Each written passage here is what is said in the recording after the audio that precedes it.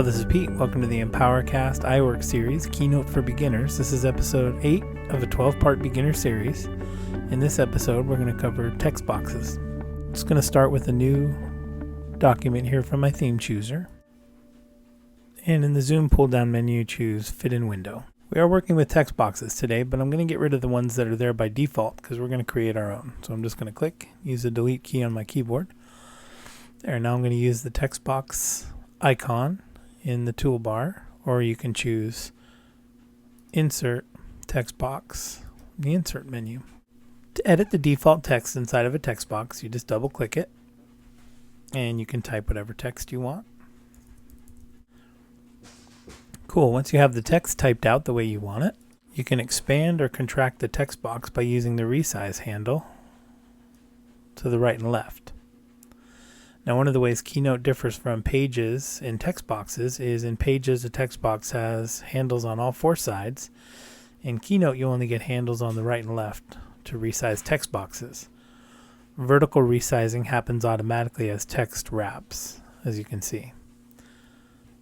Controlling the text inside the text box can be done from the Format bar here above the canvas, and the text tools are over towards the left. So I have the font pull down, which I'm going to choose a font called Myriad Set. The font modifier, in this case we'll choose semi-bold, size, color, and whether you want the text bold, italic, or underlined. So there, I've changed the font to Myriad Set, semi-bold. I'm going to change the size, 72.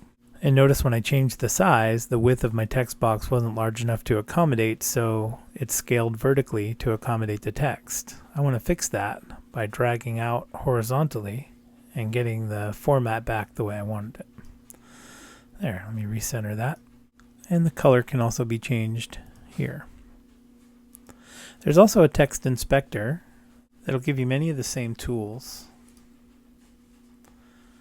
with a few additions. So here's the text color, the alignment, and also the vertical alignment, whether you want it aligned with the top of the text box or the bottom. And then your character spacing. For this particular font, I like to reduce the space between the characters. And you see you can control how much space is between each letter here.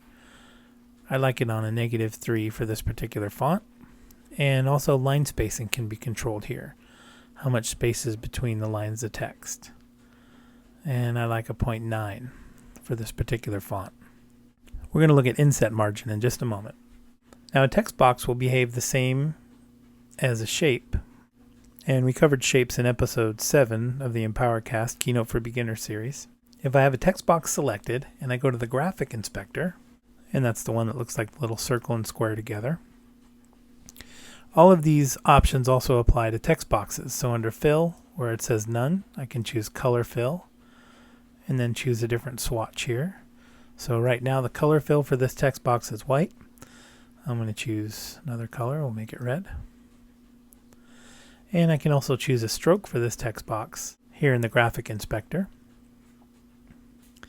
And the stroke can be as thick as you'd like, and whatever color you want.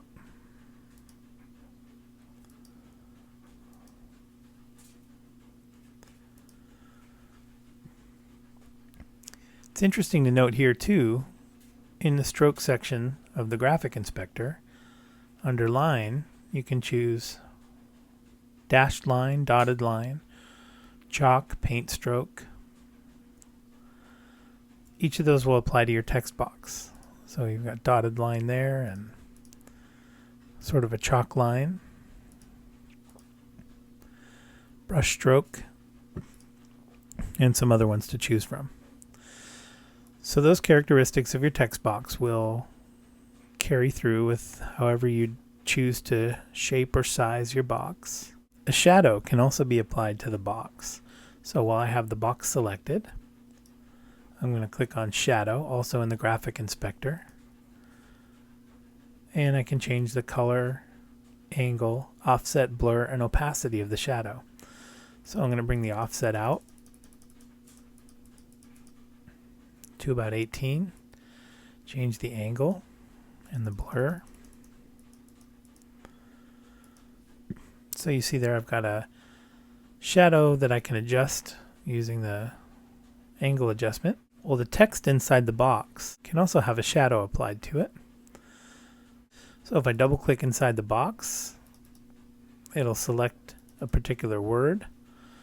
If I triple click inside the box, it'll select a whole line, or I can drag with my cursor to select all the text in the box. Now that I have the text selected and not the text box itself, I can click on shadow and apply a separate shadow to the text inside the box. That shadow for the text can be adjusted independently, so the offset and the blur and all that can be adjusted separately from the outside shadow. You can get some interesting effects this way. For instance, if I were to make the text the same color as the text box, it would make for an interesting sort of emboss effect here. I'm going to delete that text box, and hopefully you tuned in to episode 7, which is where we covered shapes. I'm going to pull down the shapes menu and drop a shape onto my canvas here, and I'm just going to resize that. And this particular shape has some handle options here. In fact, this shape has 3 different options we can choose from, and that includes the radius of the speech bubble, the width of the caret, and the length of the caret. And I'm also going to change the color of that.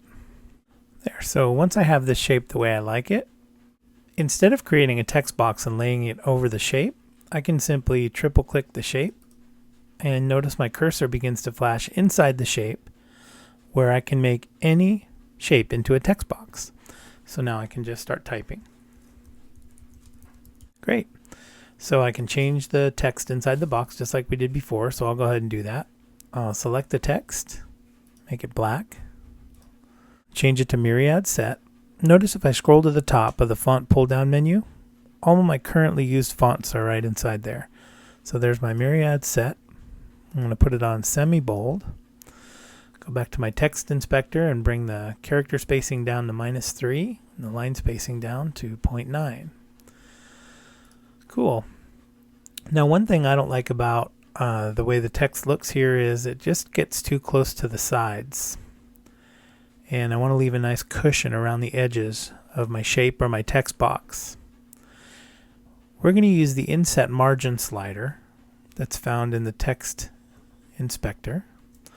Right, here we are in the text inspector, and the inset margin slider creates a cushion between the edge of the shape and the text. Even though you can't see it, I've created sort of a visual demonstration for you. Here is a text box, and notice the text is pressed right up against the sides of the text box.